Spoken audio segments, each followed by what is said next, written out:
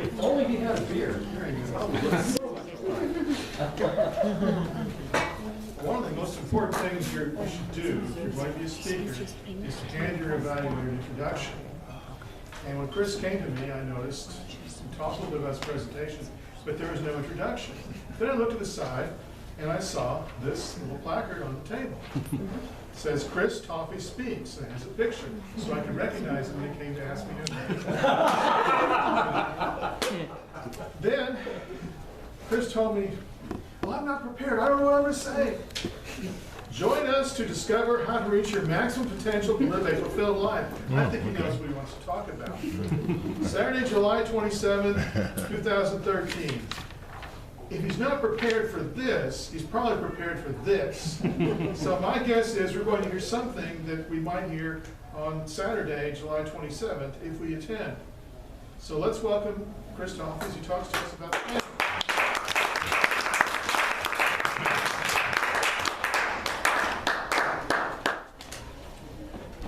Good evening, Mr. Toastmaster, fellow Toastmasters, distinguished guests. I'm very pleased to be here to share with you fundamental principle on how to be effective. And this principle is titled planning. Planning. Let me ask this question.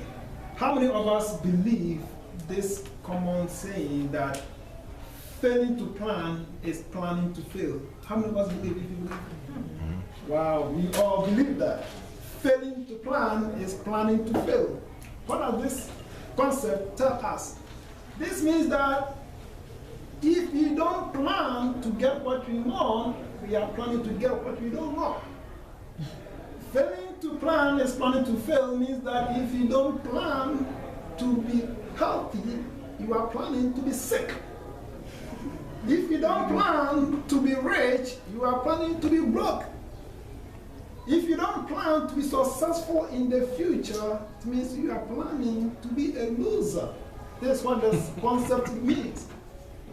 Why? Because success in life or effective living is not by accident. It's not by luck or magic. It requires conscious planning. So what is planning? I have come to conclude that planning is simply managing and controlling the distance between the present and the future. Managing and controlling the distance between the present and the future. The present is who you are, what you know, where you are. That is the present. The future is what you want to be, what you want to have, that car that you want to drive. The distance represents the resources. And what are the resources? Resources of time, resources of environment, resources of knowledge, resources of skills, resources of people, resources of life, health. So managing and controlling these resources will lead you to the life that you want.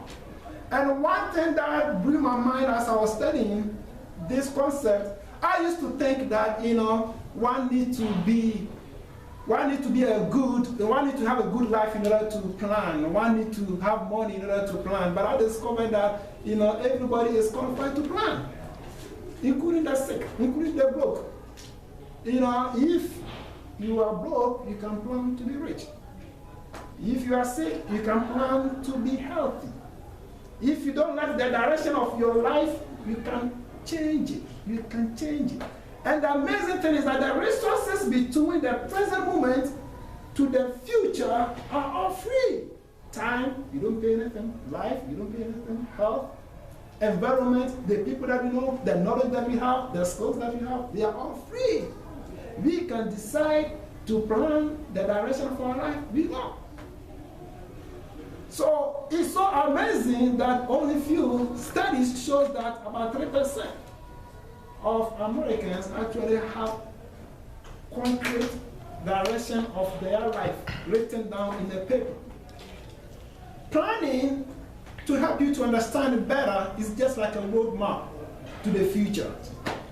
And a good roadmap will always show exit roads.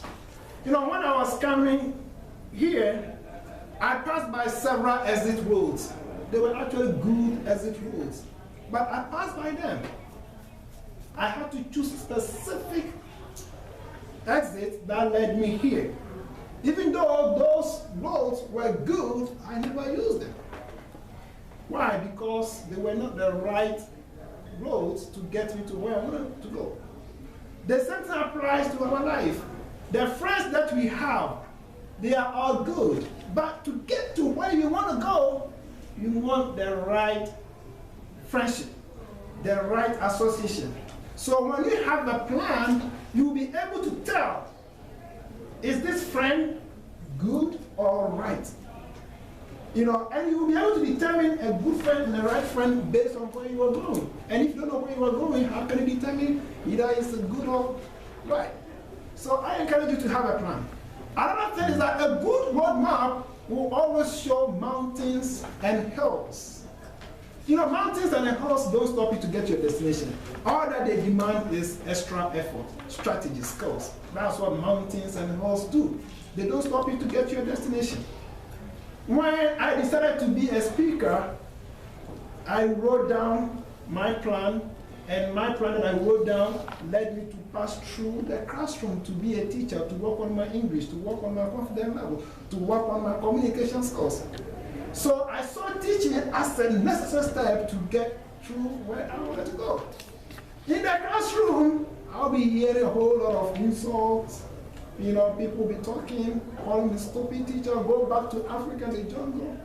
And one day, one of the students asked me in class, "Sir, do you really want to be a teacher?"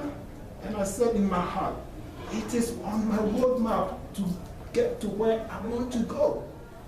So even though they were talking bad about me, they were criticizing me, but I saw the situation as just a mountain or a hill that I need to climb to get through it. So as they were criticizing me, I was ignoring them and smiling in my heart. Why? Because it's just temporarily. The same thing goes to you. Whatever that you want to achieve, whatever you want to become, you will face mountains. People are going to talk bad about you. People are going to hate you. People are going to criticize you. You'll be rejected, disappointed. But if you have a plan, you will see it as just a mountain that you need to climb. Thank you, Mr. Toastmaster.